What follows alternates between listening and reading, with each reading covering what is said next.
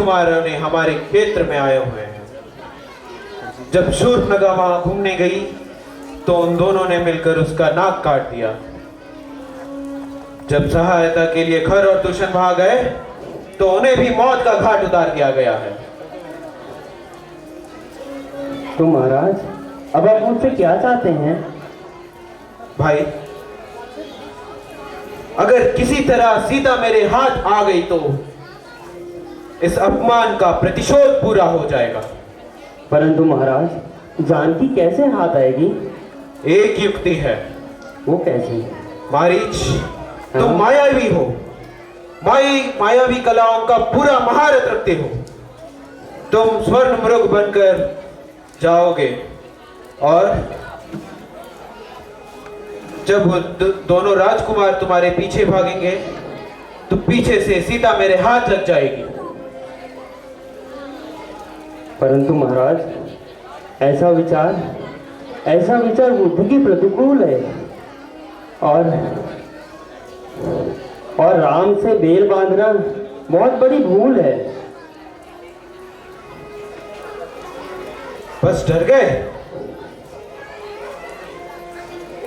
रावण जैसे पराक्रमी के संबंधी होकर भी कायरों वाली बात कर गए। कांपता है जो जग।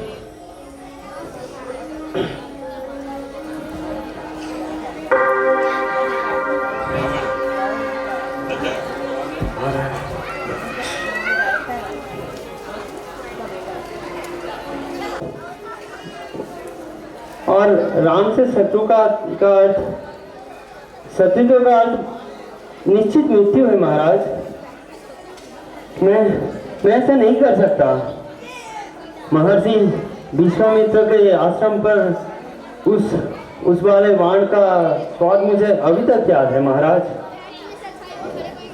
कायर, यदि तू मेरे शक्ति न करो।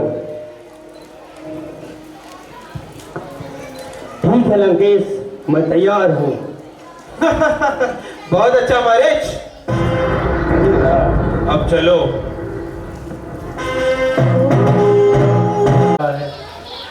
तुम्हें पंचवटी में आज देखकर मेरा मन व्याकुल हुआ जाता है।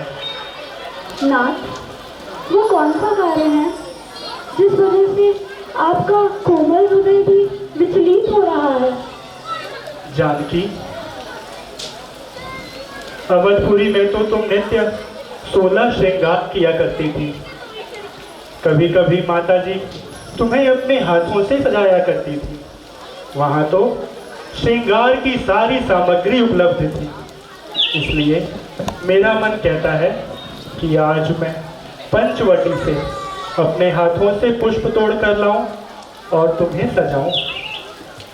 नाथ, विधाता ने मेरे भाग्य में यही लिखा है। अब मुझे वनवासी श्रृंगार ही करना चाहिए और मेरे श्रृंगार तो आप ही है।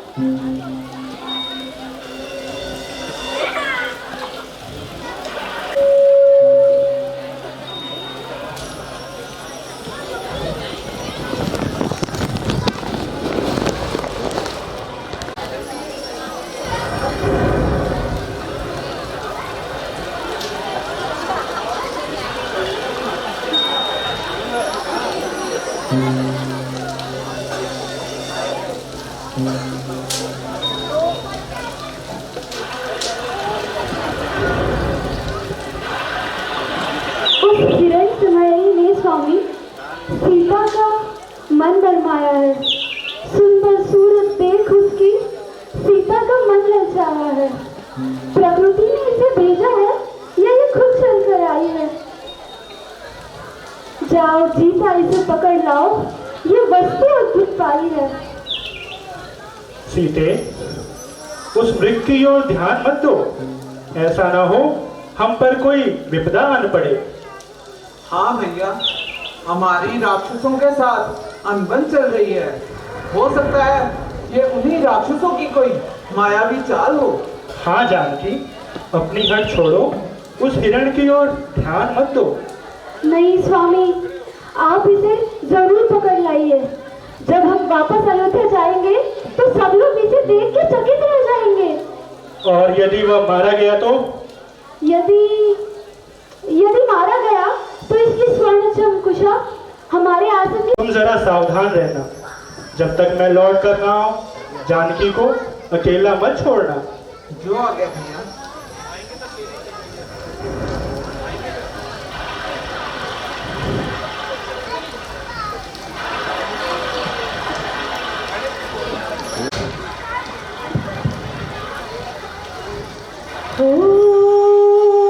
सीता केरी करी रखवारी बोधि विवेक बल संयम चारी राम सिया जल्दी आओ।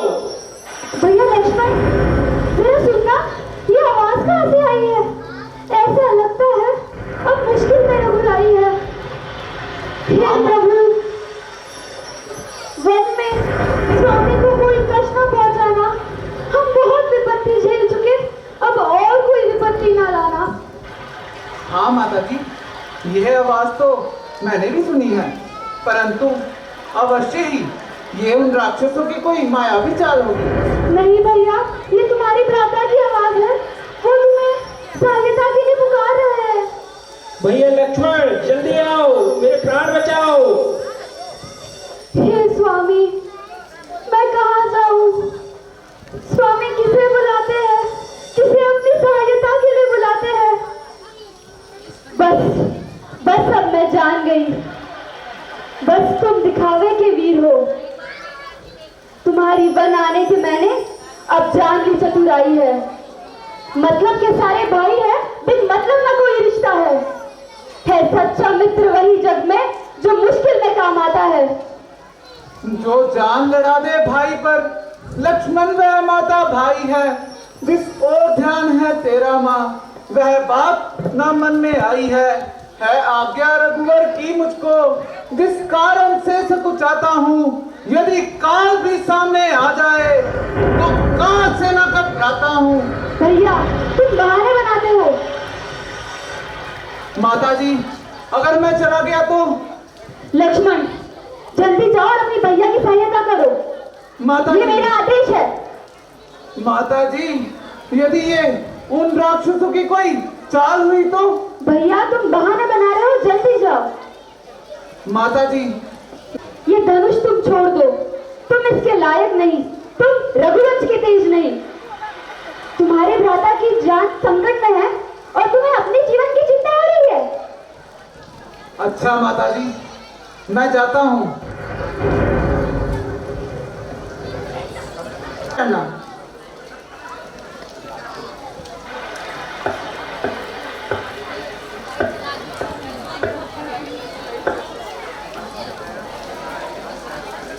और इस रेखा के बाहर कदापि मत पग रखना। इस रेखा के अंदर जो इसको पार करके आ जाएगा, ये है प्रतिज्ञा इस लक्ष्मण की, वह जलकर भस्म हो जाएगा। आज्ञा दीजिए माता। भैया, भैया।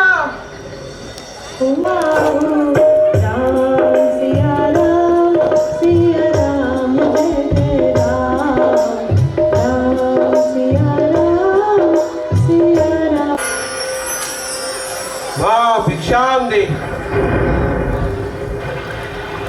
माते भिक्षाम दे। हे बद्रे, मुझे कुछ भिक्षा दे। तू देवी हरदम सुखी रहे, दिन रात हो दुगना भाग तेरा। थोड़ा दे भोजन भूखे को, रहे अटल सुहाग तेरा। है कंदमूल जो कुटिया में लाके मैं भिक्षा देती हूँ, है फल जो साथ मेरे लाके मैं भिक्षा देती हूँ। बस आशीर्वाद मुझे ये देना कि उद्देश्य हमारा नष्ट ना हो। मृगमार कुशल सहित आए स्वामी, स्वामी को मेरे कष्ट ना हो। है ये कोई माया है, ये तेज किसी सती का है। याद रख, यदि तू इसका उल्लंघन करेगा तो अवश्य ही तेरा मरण होगा। याद रख, यदि अगर तू इस रेखा का पार करेगा तो यहाँ सीता हरण नहीं तेरा प्राण हरण होगा।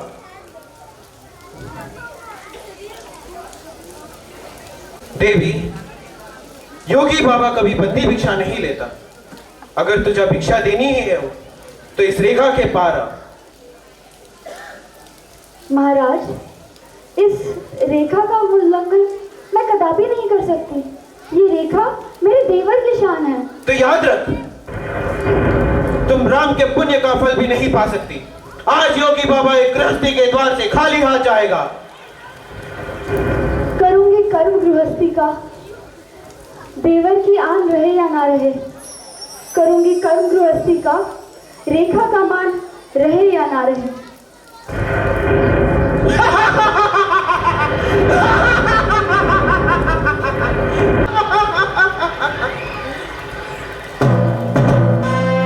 रावण का सानी कोई हुआ नहीं संसार में। देवता है सर झुक के आकर मेरे दरबार में। मैं अगर चाहूं तो पृथ्वी आसमान से जोड़ दूं। मैं अगर चाहूं तो सूरज चांद भी तोड़ दूं। ओ दुष्ट, खड़ा रहे। अगर तू अपनी आयु चाहता है तो जिसने शिव धनुष है तोड़ा वो मृग मार कर आता है। जिसका तू अभिमान करता है वो केवल बाहुबल रह जाता है। अगर अबला को हाथ लगाएगा तो जलकर राख हो जाएगा। रावण के सामने कोई बोल सके, ये किसकी मजाल है? तो समझ ले, ये सीता का हरण नहीं, तेरा काल है। काल?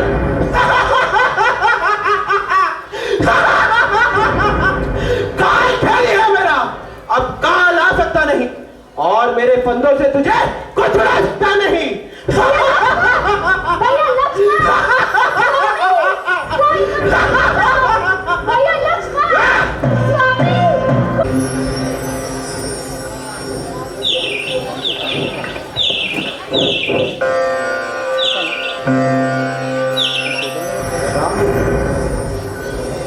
अग्नि,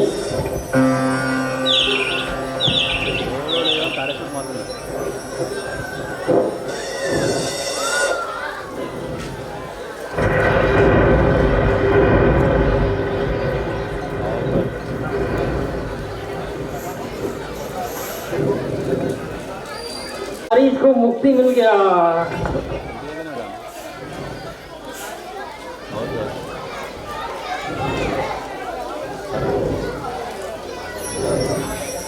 भैया, मैं तो तुम्हें कुटिया में छुड़वाया था। परंतु भैया, यहाँ भी तो आपने ही बुलाया था। किसने और कब? भैया, आपने और अब। लक्ष्मण, तुम अवश्य ही कोई भूल कर गए हो और निस्संदेह तुम्हारे साथ किसी ने छल कर दिया। भैया, लक्ष्मण ना तो कभी भूल कर सकता है और ना ही किसी के छल में आ सकता है, परंतु इस होने के चक्कर को कौन मिटा सकता है? आप मुझे कुटिया में छोड़कर आए थे और मैं वहां माता जी की रक्षा कर रहा था। तभी किसी ने आपकी आवाज में पुकारा, भैया लक्ष्मण बचाओ, भैया लक्ष्मण बचाओ। और उसी आवाज को सुनकर यहाँ आने को मजबूर किया। जब मैंने उन्हें कहा कि मुझे आपकी आज्ञा है और आपको कुछ भी नुकसान नहीं पहुंचेगा, तब उन्होंने मुझ पर कई तरह के आरोप लगाए, जिनसे विवश होकर मुझे यहाँ पर आना पड़ा। लक्ष्मण, यह हमारे साथ छल हो गया है। यह मृग कोई और नहीं, मारीच था। वह तो अपनी माता और अपने भाई की मृत्यु का प्रतिशोध लेने के लिए हमारे सामने हिरण का रूप लेकर आया था।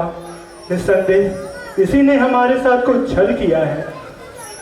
भैया, तब तो हमें फिर यहाँ से जल्दी प्रस्थान करना चाहिए। और लक्ष्मण चलो, मुझे संशय है सीता अब आश्रम में नहीं। चलो लक्ष्मण चलो। चलिए भैया। सीते! माता जानकी! सीते! माता जी! हाँ लक्ष्मण, वही हुआ जिसका मुझे भय था। इन दुष्टों के रहते सीता का सुरक्षित रहना नितांत असंभव था। भैया, आप धैर्य ना खोइए। इसमें आपका कुछ दोष नहीं है। सारा दोष तो इस लक्ष्मण का है, जिसने आपकी आज्ञा का उल्लंघन किया। इसलिए ये लीजिए ये तलवार और काट दीजिए मेरा सर। लक्ष्मण, अब यह पंचवटी मुझे खाने को आती है। सीता के बिना यह फुलवारी मुझे बिल्कुल नहीं सुहाती है। ले चलो मुझे इस पंचवटी से दूर ले चलो। भैया आप धैर्य ना खोइए, हमें आगे चलकर माता जानकी का पता लगाना चाहिए भैया। हाँ हाँ लक्ष्मण, चलो चलो लक्ष्मण। सीते, माता जानकी, सीते।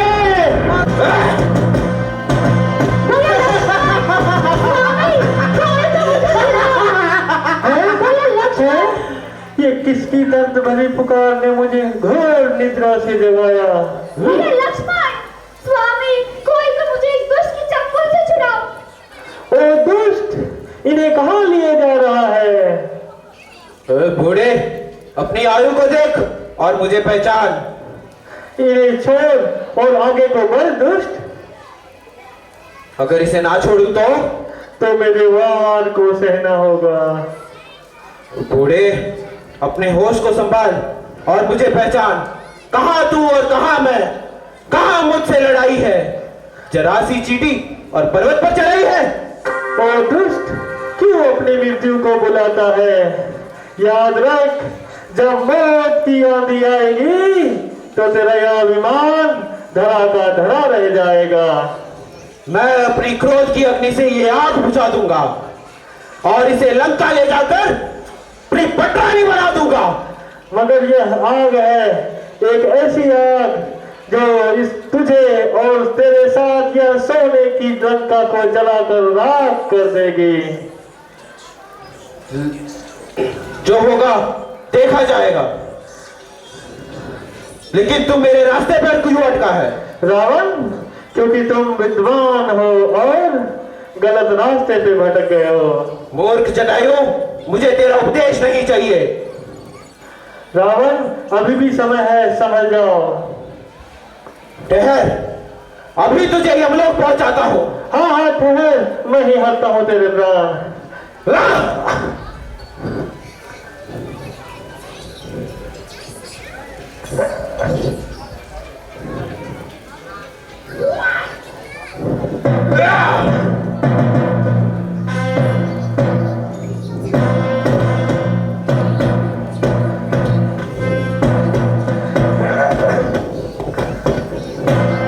अहंकारी, अब बता तेरे साथ क्या व्यवहार किया जाए। अच्छा पुत्री, तुम्हें कहाँ पहुंचा दो? महाराज, मुझे प्रभु श्री राम के पास जाना है। ठीक है पुत्री। ठहर दोस्त, कहां जाता है? अरे पिछली बार बच गए इसलिए बड़बड़ाता है। लंकेश, तेरा यह भ्रम पल भर में दूर कर देगा।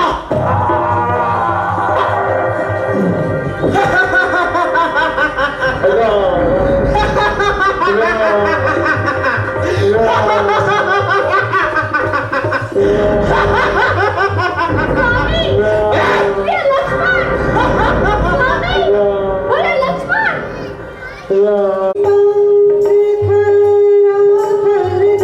माता जी, सीते,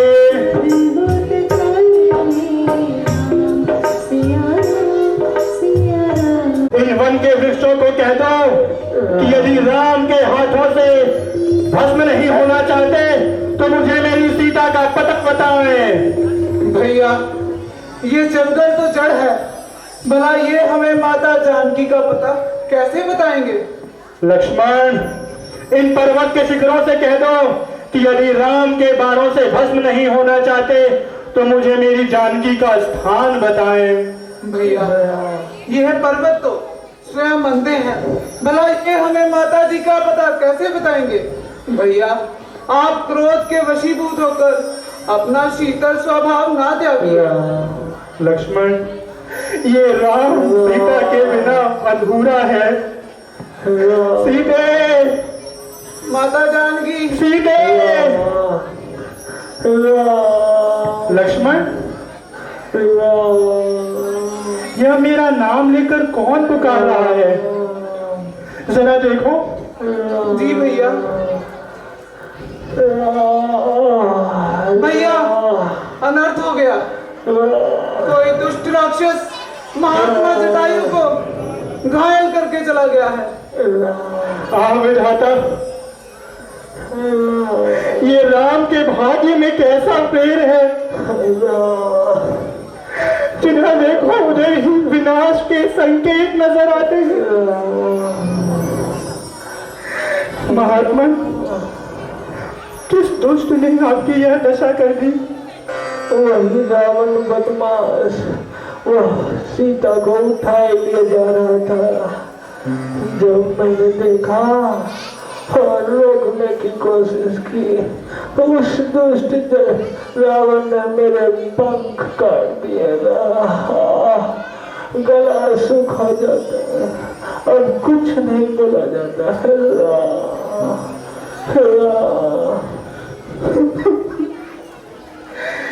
विधाता, भैया लक्ष्मण, जाओ और वन से सूखी लकड़ियां ले आओ। हमको महात्मा जटायु का अंतिम संस्कार करना है। जो आ गया भैया।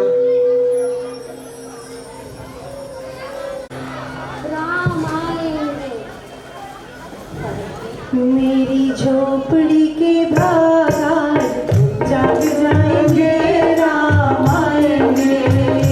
मेरी झोपड़ी के बाहर जाग जाएंगे, मेरे जन्मों के सारे पाप मिट जाएंगे, राम आएंगे। राम आएंगे, आएंगे, राम आएंगे। मेरा जन्म सफल हो जाएगा, तन झूमेगा और मन गीत गाएगा। तुम कौन हो माता? मैं आपको क्या बताऊं, आप अच्छी तरह जानते हैं। आइए, यहाँ मिलाइए। आइए।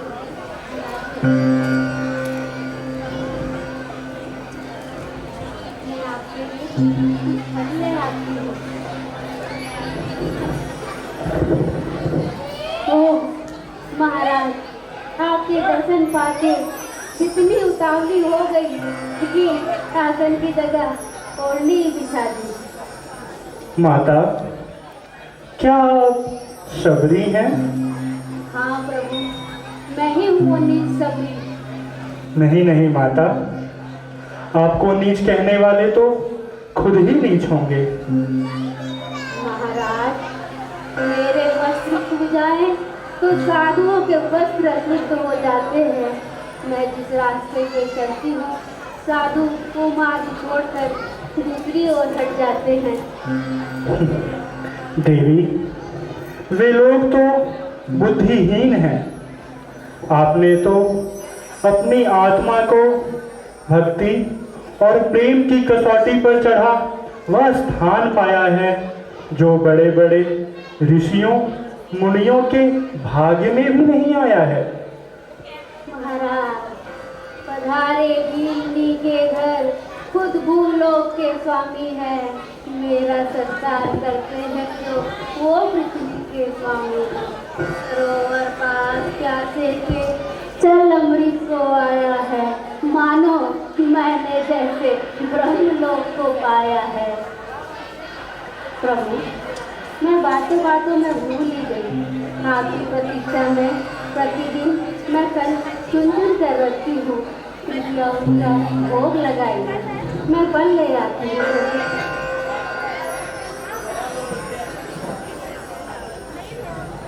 लो लक्ष्मण, तुम भी लो।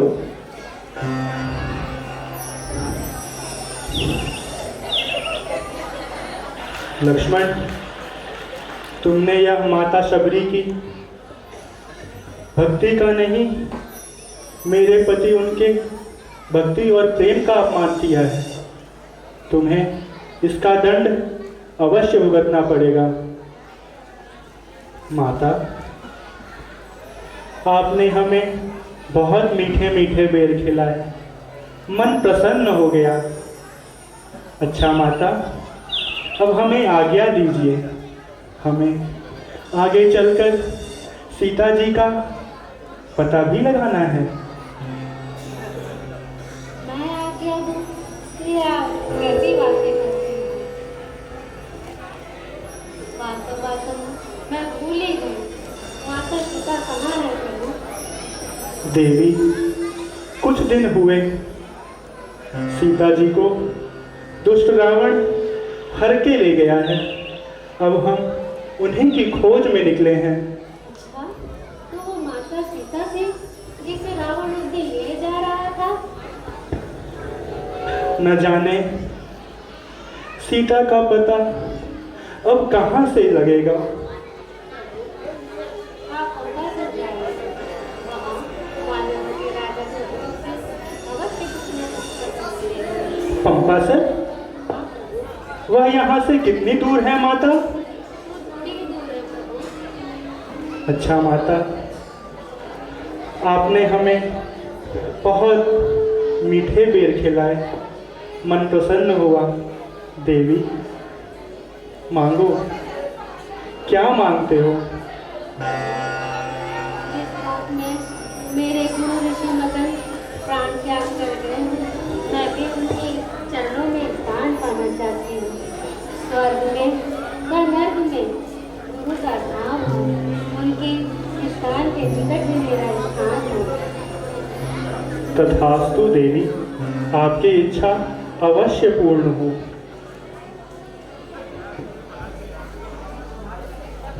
सिया राम जय जय राम, राम सिया राम, सिया राम जय जय राम, राम सिया राम जय जय राम। ओ तारा सचिव साहित सुग्रीवा, आवत प्रिय प्रिय राम सिया राम, सिया राम जय जय राम। ओ हरि समेत कहा सुन हनुमाना, पुरुष जुगल बल रूप निधाना, राम सिया राम, सिया राम जय जय राम, राम सिया राम, सिया राम जय जय राम। हनुमान मम मंतरी, सुरो लगाकर कान, रहता है मुझको सदा बाली का ही ध्यान।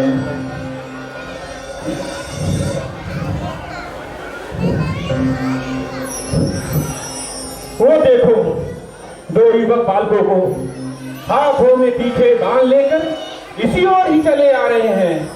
लगता है लड़ने का पूरा साजो सामान लेकर आ रहे हैं। मेरा अनुमान तो यही कहता है कि अवश्य इनको बाली ने भेजा होगा और पूरे संयंत्र रचाकर मेरे प्राण ग्रहण करने के लिए भेजा होगा। इसीलिए हे पवन सुत, आप जल्द ही कुछ भेष बदल कर जाएं और मीठी मीठी बात करके उनका भावों का पता लगाएं।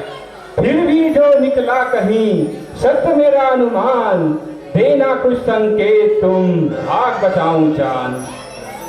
महाराज, आप तनिक भी चिंता न कीजिए, मैं अभी ब्राह्मण का वेश धारण करके जाता हूँ और उनके भावों का पता लगाता हूँ। हाँ पहुंचो, जल्दी जाइए। सिया राम जय जय राम, राम सिया राम, सिया राम जय जय राम। ओ रवि बट रूप देखते जाई, करे सुजानी दिय शयन बुझाई, राम सिया राम, सिया राम जय जय राम। ठहरिए, वो कौन महाराज? कहाँ ठहर ठिकाना? किस ओर है जाना? किस वास्ते पड़ा है जंगल का कष्ट उठाना? क्या नाम है? किस ग्राम को भवन हुआ है आना? हे विप्रवर, हम अयोध्या के राजा महाराज दशरथ के पुत्र हैं राम। यह मेरा भाई लक्ष्मण है। पिता के आदेश पर हम वन गमन को निकले। हमारे साथ मेरी अर्धांगिनी सीता भी वन को आई, जिसको दुष्ट रावण हर ले गया और हमें महान संकट दे गया। परंतु महाराज, आपके पिता ने ऐसी आज्ञा क्यों दी? और ये सन्यासी का वस्त्र पहनकर वन में आने का क्या प्रयोजन है? जरा विस्तार से बताइए। विप्रवर, हमारे पिताश्री ने माता कैकेयी को दिए अपने वचन को निभाने के लिए हमें ऐसा आदेश दिया और दुख में अपने प्राण भी त्याग दिए। विप्रवर, अब कुछ अपना भी तो वृत्तांत बताइए। पवन अंजलि सूत प्रभो हनुमान है नाम, वानर जाति है मेरी किष्किंधा है नाम। इस ऋषिमुख पर्वत को शिखर कहते हैं, सुग्रीव हमारे राजा है जो इसी शिखर पर रहते हैं। हनुमान जी, हमें आपसे मिलकर बड़ी प्रसन्नता हुई। महाराज, अब आप तनिक भी चिंता न कीजिए और अति शीघ्र चलकर किष्किंधा पर महाराज सुग्रीव के दर्शन कीजिए। जो ऐसी तुम्हारी इच्छा हनुमान जी।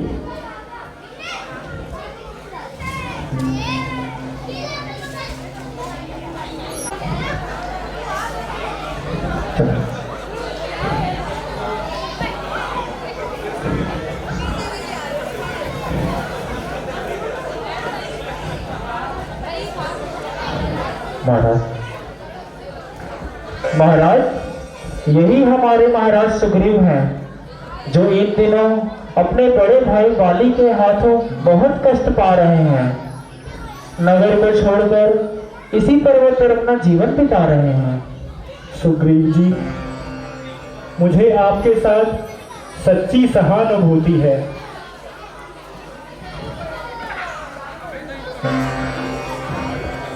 महाराज, ये अयोध्या नरेश श्री राजा दशरथ के राजकुमार हैं, किंतु आजकल समय के प्रभाव से बड़े लाचार हैं। इनके नाम राम और ये इनके छोटे भाई लक्ष्मण जी हैं। अयोध्यानंद श्री राम, अहो मेरे भाग्य कि प्रभु आपने मुझे दर्शन देकर कृतार्थ कर दिया।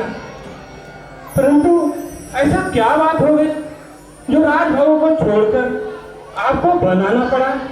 इतनी छोटी अवस्था में इन सन्यासियों का जीवन जीना पड़ा?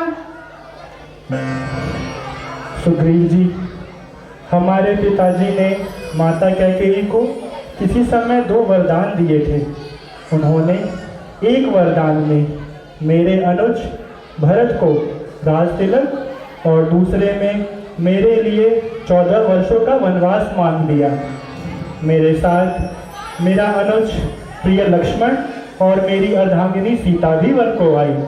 हमने 13 वर्ष बड़े आनंद में व्यतीत किए, परंतु एक दिन दुष्ट रावण उसे सीता जी को हर के ले गया और हमें महान दुख दे गया। न जाने मेरी सीता किस हाल में होगी। हाँ प्रभु, मैं एक दिन इसी पर्वत पर बैठा अपने विपत्तियों पे आंसू बहा रहा था कि मैंने देखा एक विमान आकाश में उड़ता जा रहा था। उसमें बैठी एक स्त्री बड़ा विलाप कर रही थी और अपने वस्त्र और आभूषण नोच नोच के नीचे गिरा रही थी। उन्हीं में से मैंने कुछ को इकट्ठा करके सावधानी पूर्वक अपने पास रख लिया था। सुग्रीव जी, कृपा करके वो वस्त्र और वो आभूषण मुझे दिखलाइए। मंत्री जी, वो वस्त्र आभूषण लेके आइए। लीजिए महाराज।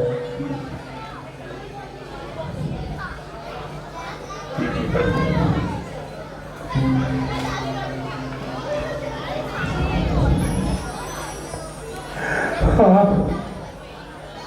हाँ,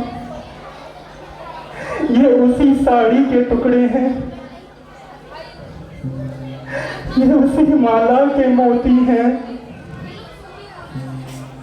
ये उसी हाथ का कंगन है, और ये उसी के कान का कुंडल है। हाँ प्यारी सीते, तुम कहाँ हो? लक्ष्मण, ये मैं कैसा विक्षिप्त हो गया कि इसका पहचानना भी दुर्लभ हो गया। जरा देखो और बताओ, क्या ये कुंडल मेरी सीता का है?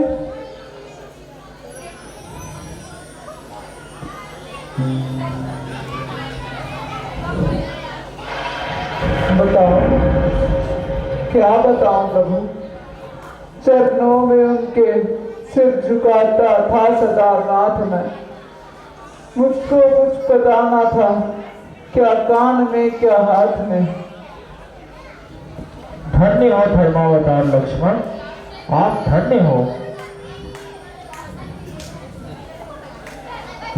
अच्छा सुग्रीव जी, अब कुछ अपनी भी तो कथा सुनाइए।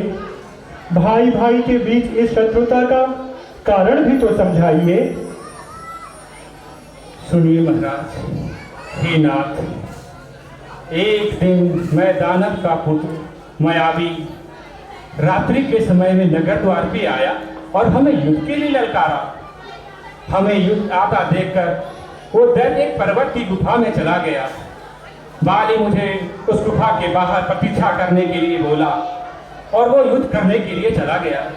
मैं 1 मास तक उस गुफा के बाहर प्रतीक्षा किया। जब उस गुफा से रक्त की धार बाहर आने लगी तो मुझे लगा उस दैत्य ने बाली को मार दिया है और बाहर आके मुझे भी मार देगा। तो मैंने अपने प्राणों की रक्षा करने हेतु एक बड़े से शिला से उस गुफा के द्वार को बंद किया और वापस पंपापुर चला आया। मंत्रियों ने बिना राज्य के राजा की कीर्ति व्यवस्था को देखते हुए मुझे राजा बनने में विवश किया और मुझे राजा बना दिया। परंतु कुछ समय पश्चात बाली ने उस निशाचर को मारकर जब वापस आया और मुझे सिंहासन में बैठा देखा तो बड़ा क्रोधित हुआ। हे नाथ, उसने मेरी एक न सुनी, मेरे स्त्री को मुझसे छीन लिया, मुझे धक्के मार के घर से बाहर निकाल दिया। तब से मैं इसी पर्वत पे रहता हूँ, अनेक विपत्तियां सहता हूँ। वो तो मातंग ऋषि के श्राप के कारण बाली यहाँ नहीं आता, अन्यथा पता नहीं मेरा क्या होता। निस्संदेह बाली बड़ा निर्दयी है, परंतु मित्र सुग्रीव, तुम तनिक चिंता न करो। हम बाली को उसके पापों का दंड अवश्य देंगे। राम के बाणों से वह कदापि जीवित नहीं बचेगा।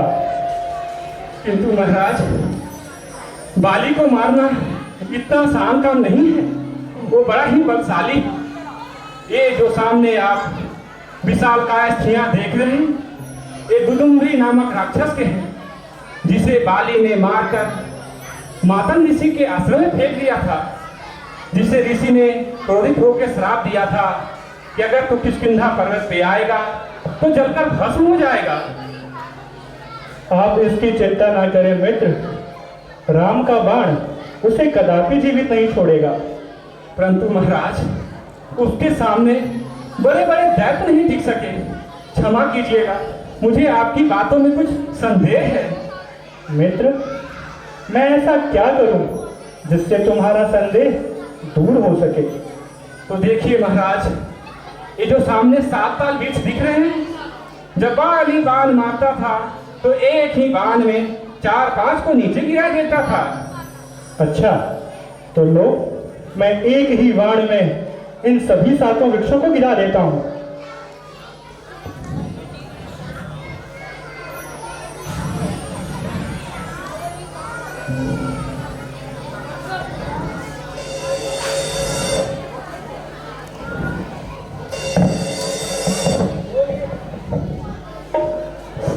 बोलिए सियावर रामचंद्र की।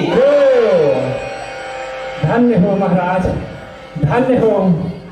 अब मुझे विश्वास हो गया है कि आप बाली को अवश्य मारोगे और मेरे कष्टों को निवारोगे। सुग्रीव जी, आप निश्चिंत होकर जाइए और उसे युद्ध के लिए चुनौती दीजिए। किंतु महाराज, बाली को ब्रह्मा का वरदान प्राप्त है कि जो भी उससे युद्ध करने के लिए उसके सामने आएगा उसकी आधा बल बाली में चला जाएगा। फिर तो हमें छिपकर ही वार करना होगा। ठीक है प्रभु, मैं जाता हूँ और उसे युद्ध के लिए ललकारता हूँ, लेकिन याद रखिएगा आपने तनिक भी देर लगाई तो मेरे प्राण पखेरु सुरपुर में उड़ जाएंगे। निश्चिंत रहो सुग्रीव जी, निश्चिंत रहो और निर्भीक होकर उसे युद्ध के लिए ललकारो। तुम्हारी विजय अवश्य होगी। आज्ञा दीजिए प्रभु, आशीर्वाद।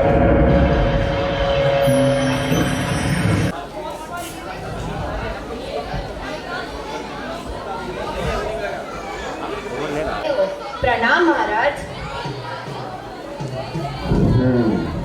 मंत्री जी, कहिए नगर के क्या समाचार हैं? महाराज, नगर में तो सब कुशल मंगल, परंतु महाराज आपको चिंतित प्रतीत होते हैं। हाँ मंत्री जी, क्या भाई ऐसे भी होते हैं जो भाई को गाल के गाल में डालकर राजभोग का आनंद लेते हैं? हाँ महाराज, आपके भाई सुग्रीव ने भी तो ऐसा ही व्यवहार किया था। यही तो मेरी भी चिंता का कारण है। मेरे भ्रातृ प्रेम में क्या कमी थी? अब तो मुझे उस दिन की प्रतीक्षा है कि जब वो ऋषि मुख पर्वत से नीचे आएगा और मैं उसके प्राणों का हरण कर लूंगा।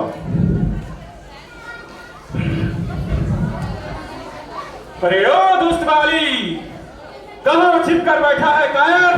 बाहर निकल, तूने मुझे बड़ा कष्ट पहुंचाया है। इन सब का बदला लेने के लिए सुग्रीव आया है। बाहर निकल, मैं सुग्रीव तुम्हें आज युद्ध के लिए चुनौती देता हूँ। लगता है उसकी मृत्यु आज से स्वयं ही खींच के ले आई है। परंतु महाराज, सुग्रीव में इतना साहस नहीं जो वो आपको ललकारे। मुझे तो कुछ शंका है।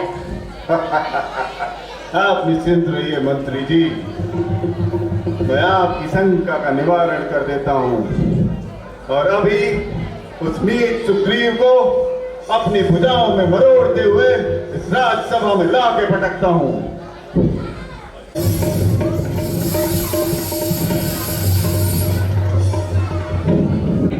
बाप का भंग भोगने के लिए बाहर क्यों नहीं आता है? बाहर आ, आज सुग्रीव तुझे कभी जीवित नहीं छोड़ेगा।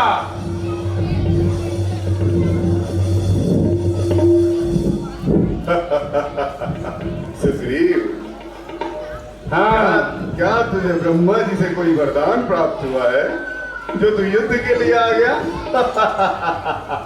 ऐसा ही समय दोस्त, व्यर्थ में गाल बजाना छोड़ और युद्ध कर। ठीक है, तेरी ये इच्छा भी मैं पूरी कर देता हूँ। ठीक।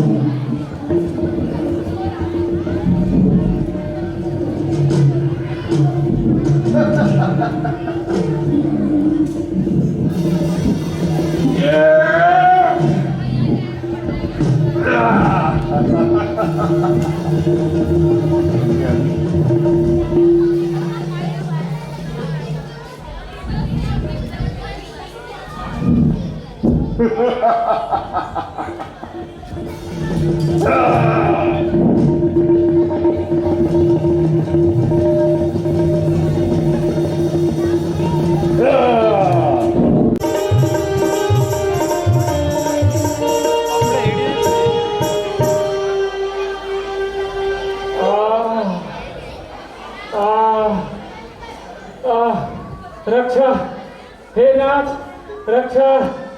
आखिर वही हुआ जिसका मुझे डर था। उसने मार मार के सारा शरीर चूर चूर कर दिया। हे राम, तूने बानी पे बाण क्यों नहीं चलाया मित्र? मेरे साथ ऐसा छल क्यों किया मित्र? मुझे क्षमा कर दो मित्र। तुम में और बाली के रूप में इतनी समानता है कि पता ही नहीं चला कि सुग्रीव कौन है और बाली कौन। परंतु महाराज, यदि मैं भाग कर प्राण नहीं बचाता तो मैं आज परलोक को सिधार गया होता। मित्र, राम पर विश्वास रखो और लो यह माला धारण करो मित्र। इससे मुझे तुम में और बाली में भेद करने में सहायता होगी। एक बार फिर उसे युद्ध के लिए ललकारो। क्षमा कीजिए महाराज, अब मुझमें इतनी साहस नहीं रही। निश्चित मानिए, अब की बार गया तो जीवित वापस नहीं आऊंगा। क्या कहते हो मित्र?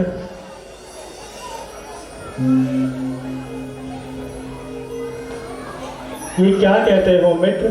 प्रभु, अब मेरी सारी पीड़ा जाती रही। अब मुझे आज्ञा दीजिए, मैं फिर से एक बार युद्ध के लिए तुझे ललकारता हूँ। हाँ मित्र, निर्भीक होकर जाओ। इस बार मेरे बाण से उसकी रक्षा देवता गंधर्व कोई नहीं कर सकता।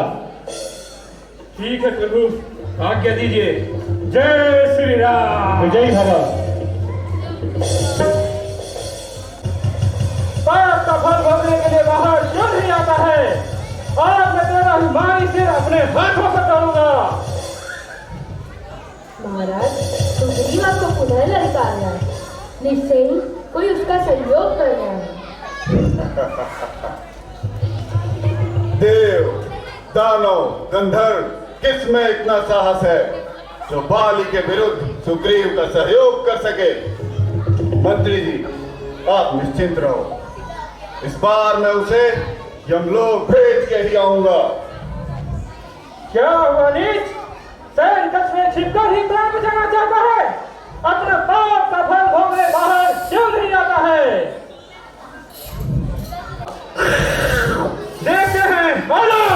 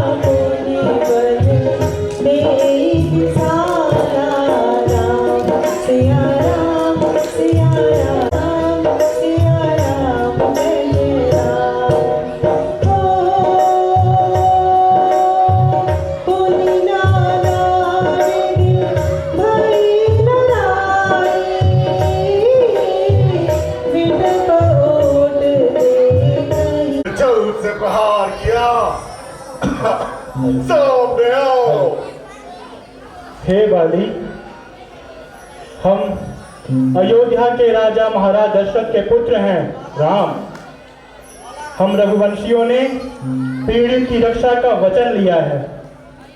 बाली, तुमने क्रोध के वश होकर अपना कर्तव्य नहीं विचारा है और इसीलिए हमने तुम्हें मारा है। राम, धर्म की रक्षा करने वाले राम, तुमने ये अधर्म क्यों किया राम? बाली से तुम्हारी क्या दुश्मनी थी और सुग्रीव तुम्हें क्यों प्यारा हो गया राम? तुमने ऐसा धर्म क्यों किया? हे बाली, अनुज की स्त्री, पुत्र वधु, बहन और कन्या, इन चारों को जो कुदृष्टि से देखता है उसको मारने में पाप नहीं लगता। बोलना ही था तो वीरों की भांति सामने से प्रहार करते राम।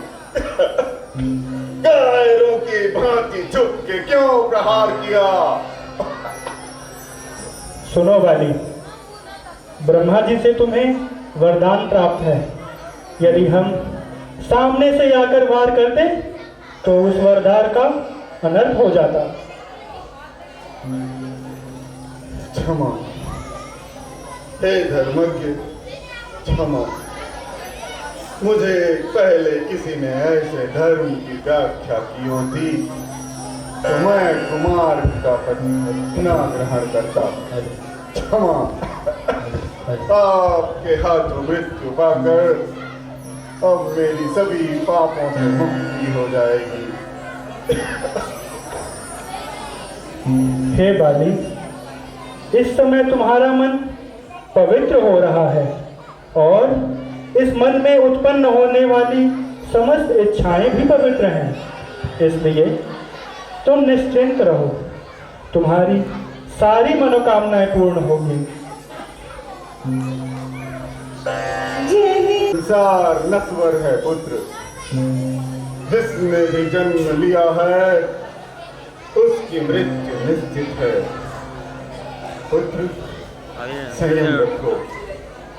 प्रभु, मेरी आपसे प्रार्थना है, ये मेरा पुत्र अंगद है। ये बल और पराक्रम में मेरे ही समान है। आप इसकी सेवाएं प्रदान करके मुझे निर्भय करिए। पुत्र, आज से तुम्हारे माता पिता तथा स्वामी सब श्री राम है। पुत्र, आओ अंगद, आज से हम तुम्हें अपने आश्रय में लेते हैं और तुम्हें अभयदान देते हैं। प्रभु, अब मुझसे बोला नहीं जाता। अब मुझे क्षमा करें। जय श्री राम।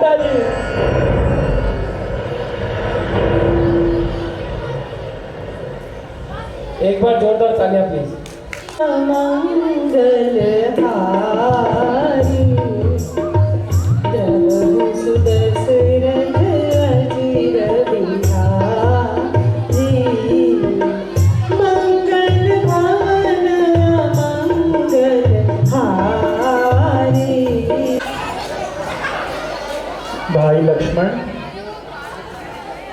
किष्किंधा नगरी का राज्य राजा के बिना अब सूना है, इसलिए तुम जाओ, नगरवासियों, ब्राह्मणों और पुरोहितों को बुलाकर विधि पूर्वक सुग्रीव जी का राज्याभिषेक करो। प्रभु, राज्याभिषेक का कार्य तो आपके हाथ से ही होना चाहिए और बादल समाज की भी यही इच्छा है। नहीं नहीं हनुमान जी, पिता की आज्ञा और मेरे वचन के कारण मैं 14 वर्षों से पूर्व नगरी में प्रवेश नहीं कर सकता। इसलिए हनुमान जी, आप लक्ष्मण जी को ही ले जाइए और समस्त राज्याभिषेक विधि पूर्वक करवाइए। जो मुख्य महाराज। महाराज, पहले माता जानकी का पता लगाया जाना चाहिए। राज्याभिषेक का काम तो बाद में भी होता रहेगा। मित्र सुग्रीव, ऐसे शुभ कार्य में विलंब करना उचित नहीं है। इसके अतिरिक्त अब वर्षा काल भी आने वाला है और इस समय में आवागमन की असुविधा होने के कारण जानकी जी का पता लगाने में कठिनाई होगी। इसलिए राज्याभिषेक का कार्य ही पहले होना चाहिए।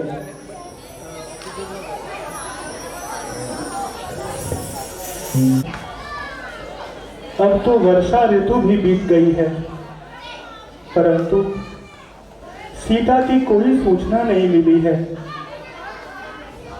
जी भैया, महाराज सुग्रीव की ओर से भी अभी तक भाभी माँ को ढूंढने का कोई प्रयास नहीं जान पड़ता है।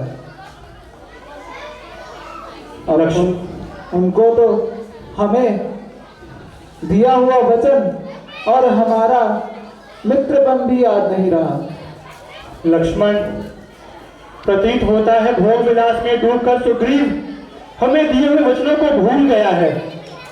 मेरा मन करता है कि जिस बाण से मैंने बाली का वध किया था उसी बाण से उस मूढ़ का भी वध कर दूं। नहीं भैया, आप शांत होइए, क्रोध में अपना शीतल स्वभाव ना त्यागिए। परंतु हाँ, मनुष्य बहुत ही कठोर है। वह केवल दुख के समय में ही ईश्वर को याद करता है और जब यह दुख का समय बीत जाता है तो वह फिर से भोग विलास में डूब जाता है। आप विश्राम कीजिए, मैं अभी जाता हूँ और महाराज सुग्रीव को इस विश्वासघात का दंड देकर आता हूँ। लक्ष्मण, इतना क्रोध उचित नहीं है। भले ही सुग्रीव मुझे दिए हुए अपने वचनों को भूल गया है, परंतु वह फिर भी मेरा मित्र है। इसलिए जाओ, उसे केवल भय दिखाकर ही यहाँ ले आओ। भैया, वह मित्र कैसा मित्र है जिसका मित्र कुटिया और वह अपने राज्य के भोग विलास में मस्त रहे। प्यारे लक्ष्मण, अब अधिक विलंब ना करो, तुम जाओ और उसे केवल समझाकर, हमारे वचनों को विस्मृत कराकर, याद दिलाकर उसे ले आओ। अच्छा भैया, मुझे आज्ञा दीजिए, मैं महाराज सुग्रीव के पास जाता हूँ और आपके वचनों को उन्हें सुनाता हूँ। परंतु याद रखिए, यदि वह तब भी ना माने तो मैं उन्हें उनके सिंहासन से यमलोक को भेज दूंगा। आज्ञा दीजिए प्रभु। की जाए, राज में राजा बने हुए बहुत समय हो गया है, अभी तक राज में कुछ भी उत्सव नहीं हुआ है। आप कुछ व्यवस्था किया जाए। महाराज सुग्रीव, आपने प्रभु श्री राम को दिए हुए वचनों को भुला दिया है।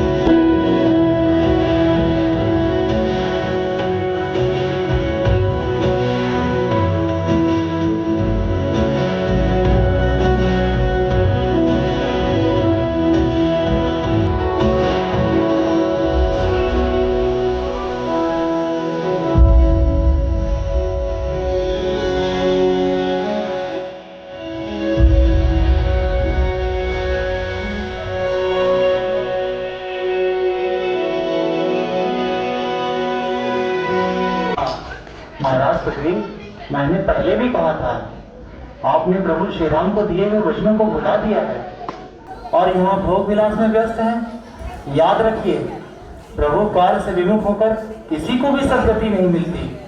प्रभु श्री राम के क्रोध का कारण मत बनिए और उन्हें दिए हुए वचनों का पालन करिए। ठीक कहते हो हे केसरी नंदन, विषयों ने मेरे ज्ञान को भर लिया। यथाशीघ्र आप माता जानकी का खोज में भेजने के लिए ससेना का प्रबंध किया जाए। महाराज सुग्रीव को हमारा अभिवादन। भैया लक्ष्मण प्रणाम, आइए आसन ग्रहण कीजिए। नहीं, हम यहाँ पर विश्राम करने नहीं आए हैं। आप यहाँ भोग विलास में डूबे हुए हैं। मैं तो आपको ये स्मरण कराने आया हूँ कि वर्षा ऋतु भी बीत चुकी है और प्रभु श्री राम वहाँ कुटिया में आपकी प्रतीक्षा कर रहे हैं, परंतु आपने तो अपना मित्र धर्म भी विस्मृत कर दिया है और आपको तो हमें और प्रभु श्री राम को दिए हुए वचन को भी विस्मृत कर दिया है। यदि ऐसा है तो सावधान हो जाइए और इस विश्वासघात का दंड भोगने के लिए तैयार हो जाइए। क्षमा लक्ष्मण भैया, क्षमा। मैं गूढ़ बुद्धि बानर, मुझे क्षमा करें।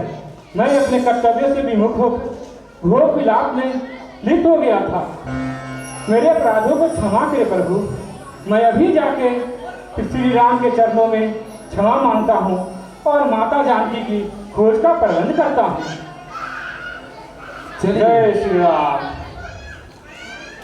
हरसि चले सुग्रीव तब अंगदारी कपिसार। राम अनुज आगे करी आए जहाँ रघुनाथ।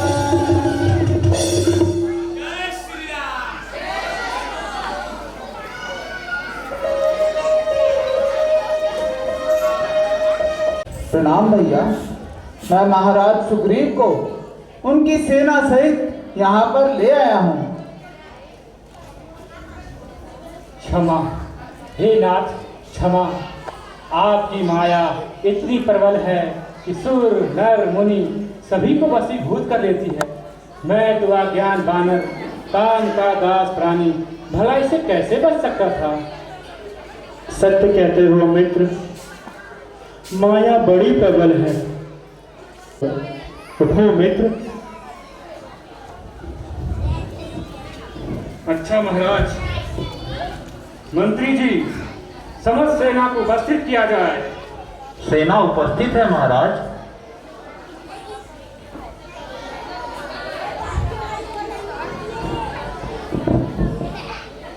भाइयों, प्रभु श्री रामचंद्र जी का कार्य और मेरा उपकार इसी में है कि आप लोग चारुषा में जाए और जैसे भी हो सके माता जानकी का पता लगाए।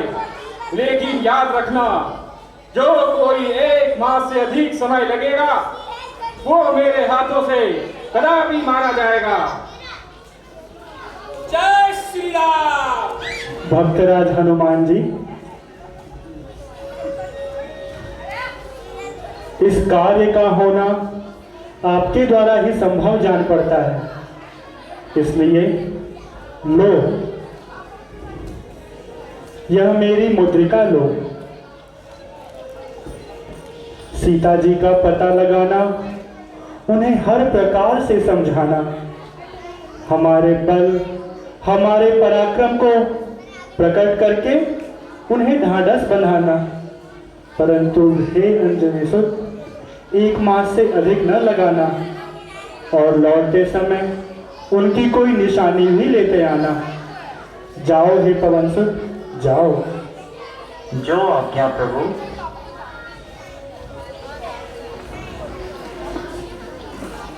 जय श्री राम। जय। नदी, पर्वत और गुफाओं में बहुत जगह ढूंढा, परंतु माता जानकी का कोई पता नहीं मिला। अब कौन सा फूल लेकर लौटूंगा? इससे तो यही अच्छा है कि यही प्राण गवा दूं। ठीक है, आप सुग्रीव ने जो समय दिया था वो भी समाप्त होने वाला है, परंतु माता जानकी का कहीं पता नहीं चल पाया है। हाँ महाराज, सुग्रीव अब हमें निश्चय मार डालेंगे, मुझे लग रहा है। तुम किस चिंता में पड़ रहे हो पुत्र? श्री राम कोई साधारण मनुष्य नहीं है, ये साक्षात ब्रह्म है। उनके कार्य में कौन बाधा डाल सकता है? आहा विधाता, तुम कितने धन्य हो।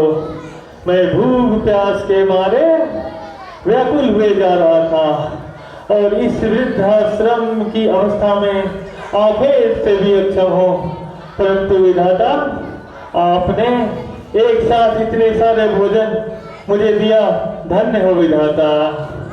हे मतिदेव जामवंत जी, ये महान जीव कौन है जो हमें खाने का घाट लगा रहा है?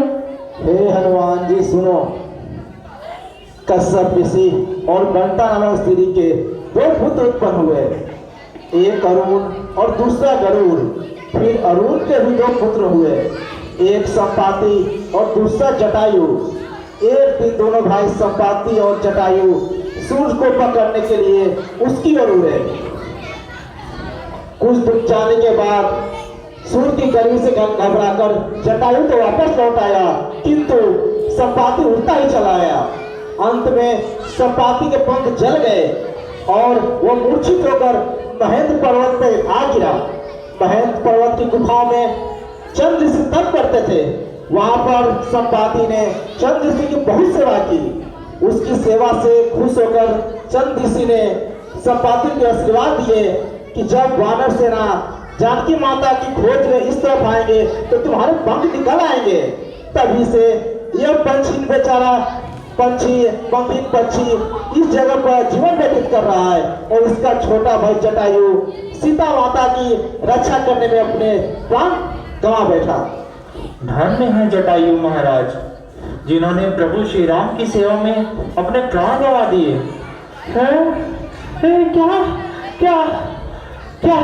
क्या कहा आपने? जटायु मारा गया? हे वीर बाबरों, कृपया मेरे भाई की मृत्यु का समाचार विस्तार से बताएं। हे पक्षीराज, तुम्हारा भाई जटायु पंचवटी के समीप अपना जीवन व्यतीत कर रहा था। एक जिस समय लंकेश रावण श्री राम की भार्या जानकी को हर कर ले जा रहा था, तो तुम्हारे भाई ने उसे छुड़ाने के लिए रावण से युद्ध किया, किंतु उस समय रावण ने तुम्हारे भाई को मौत के घाट उतार दिया और वहां पर श्री रामचंद्र ने अपने हाथों से उसका अंतिम संस्कार किए। निसंदेह जटायु बहुत भाग्यशाली था जो परोकार में मारा गया। प्रभु श्री राम की कृपा से आज मेरे पंख फिर से उगाए। आप पहले मैं अपने भाई को तिलांजलि दे दूं, फिर मैं माता जानकी की पता बताता हूँ।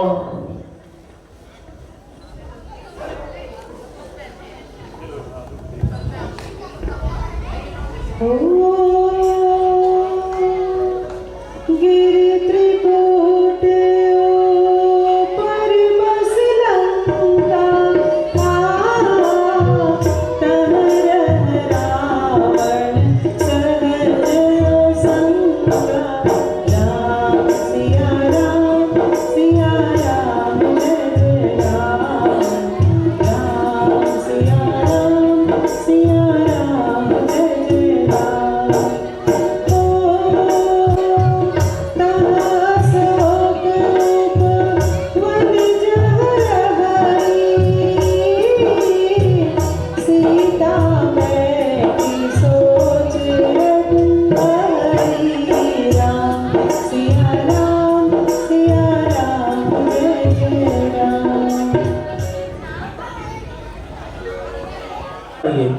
जरूर वीर हनुमान, वह समुद्र के उस तरफ देखो, रावण का अशोक वाटिका नाम एक रमणीक उद्यान है। वहाँ अशोक वृक्ष के नीचे माता जानकी बैठी हुई हैं। आप लोग नहीं देख सकते, परंतु मेरी यह दिव्य दृष्टि तुम भली भांति देख रही हैं। अब तो जो यह समुद्र लांघ कर जाएगा वही माता जानकी की सुधि लाएगा। जय श्री। परंतु ऐसा कौन है जो इस अपार समुद्र को लांघ जाए और माता जानकी का पता लगा पाए? ओह, मैं तो बुरा हो गया हूँ।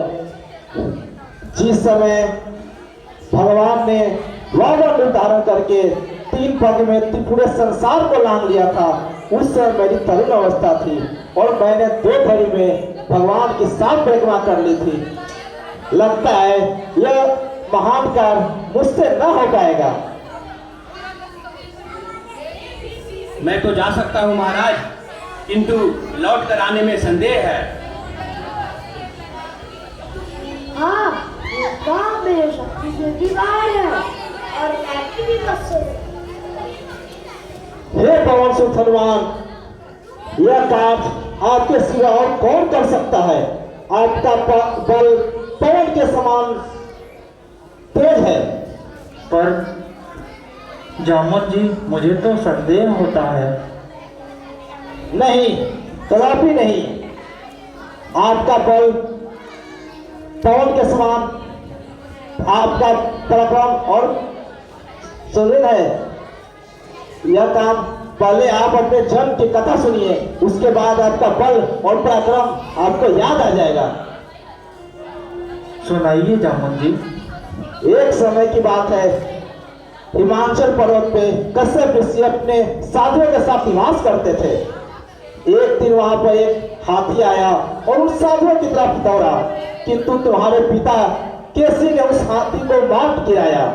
इस बात से प्रसन्न होकर उन ऋषियों ने तुम्हारे पिता को आशीर्वाद दिया कि तुम्हारे घर में पवन की गति वाला बलवान और बुद्धिमान पुत्र प्राप्त होगा। एक दिन तुम्हारी माता अंजनी पर्वत पर बैठी थी। उसी समय पवन देव ने उनके चीर को उड़ाकर उनके शरीर को स्पर्श कर लिया, जिसके प्रभाव से तुम्हारा जन्म कृष्ण पक्ष कार्तिक मास की चतुर्दशी दिन मंगलवार को मेष लगन में तुम्हारा जन्म हुआ। एक दिन तुम्हारी माता तुम्हें गोद में लिए खड़ी बाहर घुमा रही थी, तो तुमने उगते हुए सूर्य लाल लाल सूर्य को देखकर उससे खाने की इच्छा और उसे अपनी बाहों में भरने के लिए उसकी ओर उड़े। इस बात से इंद्र महाराज बहुत कुपित हुए और उन्होंने अपने वज्र का प्रहार किया, जिससे तुम्हारी थोड़ी लाल हो गई और तुम्हारा नाम हनुमान कहलाया। परंतु तुरंत ही तुमने सूर्य को भक्षण कर लिया था, जिससे पूरे संसार में अंधकार छा गया था। अंत में देवताओं ने तुम्हें बहुत विनती की और तुम्हें अजर अमर होने का वरदान दिया। तब तुमने भगवान को सूर्य को अपने मुख से निकाला।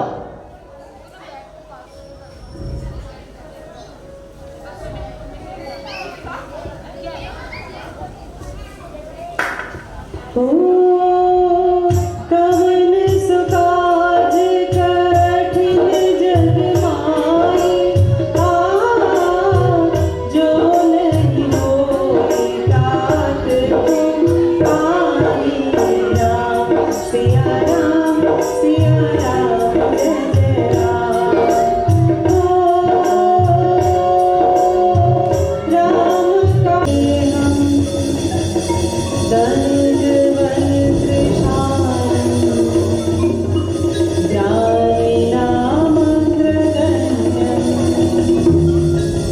सगल गुण निधानम्, वानराणां नरेशम्। रघुपति भक्तं वातजातं नमामि। जय श्री राम। बोलिए पवन सुत हनुमान की जय। पवन सुत हनुमान की जय। पवन सुत हनुमान की जय। जय श्री राम। जय श्री राम।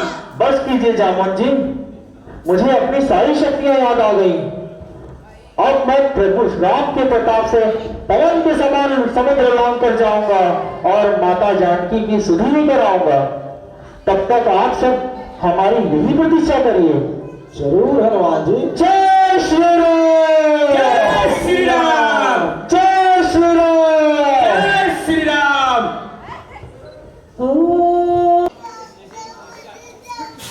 जय श्री राम। जय श्री राम। बोलो बोलो बजरंग बली की। मैं तो